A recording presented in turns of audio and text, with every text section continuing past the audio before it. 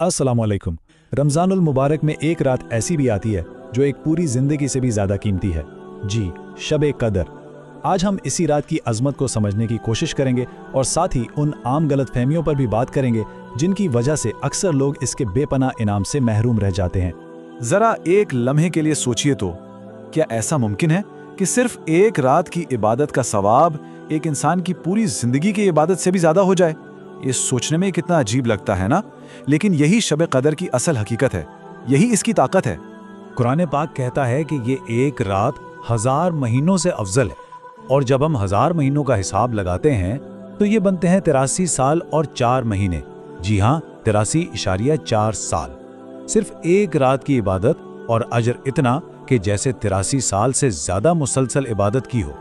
और देखिए, ये 83 साल वाला हिसाब कोई हमारा अपना अंदाजा नहीं है, तो फिर इस नाकाबिले यकीन कद्र के पीछे क्या है? ये अल्लाह का फरमान है जो कुरान में बिल्कुल साफ साफ कहता है कि ये रात 1000 महीनों से बेहतर है। शब कदर यानी द नाइट ऑफ पावर, ये वो मुबारक रात है जब कुरान का नुज़ूल शुरू हुआ।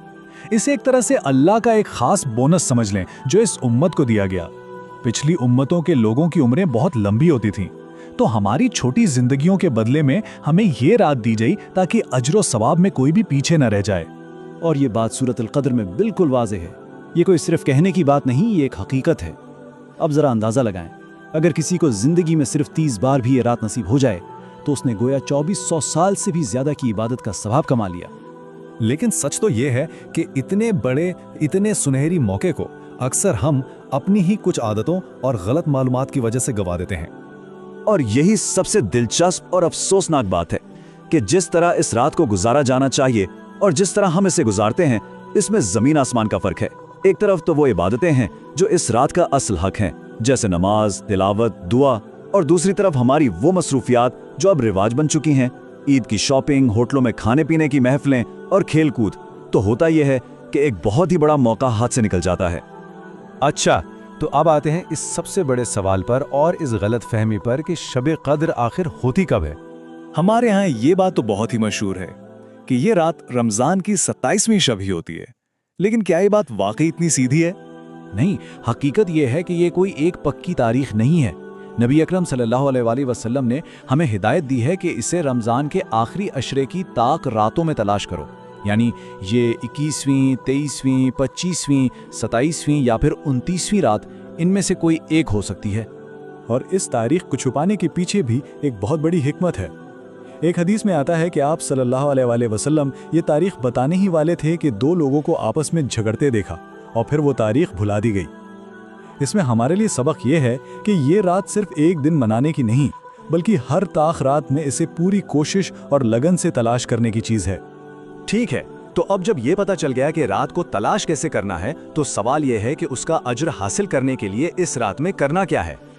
ये रात सूरज डूबने के साथ ही शुरू हो जाती है और फज्र तक रहती है। इस कीमती वक्त का बेहतरीन इस्तेमाल करने के लिए कुछ अमाल सबसे खास माने गए हैं, जैसे क़ियामुल लैल यानी रात की नमाजें अदा करना, कुरान पाक की तिलावत करना और उसके मतलब को समझना, अल्लाह का जिक्र करना, इस्तिग़फ़ार करना और दिल से दुआएं मांगना। जब हज़रत आयशा रज़ी अल्लाह अन्हा ने पूछा कि अगर उन्हें शब कद्र मिल जाए तो वो क्या दुआ मांगे, तो नबी अकरम सल्लल्लाहु अलैहि वसल्लम ने उन्हें ये दुआ सिखाई, ए अल्लाह, तू माफ़ करने वाला है और माफ़ करना पसंद करता है, बस मुझे माफ़ कर दे। ये दुआ इस रात की पूरी रूह को बयान कर देती है, यानी अल्लाह की रहमत और मग़फ़िरत को पाना। और आखिर में ये समझना बेहद ज़रूरी है कि इस रात को पा लेने या गफलत में गवा देने के नताइज कितने बड़े हो सकते हैं।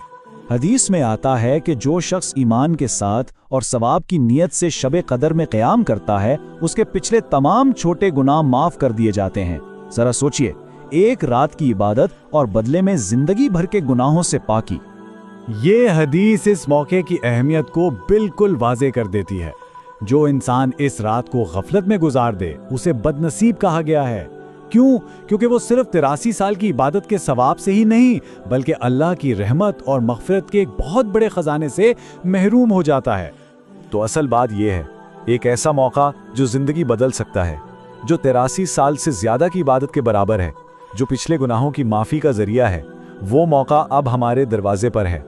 अब असल सवाल ये है कि ये सब जानने के बाद रमज़ान की इन आखिरी रातों के बारे में हमारा रवैया कैसा होगा।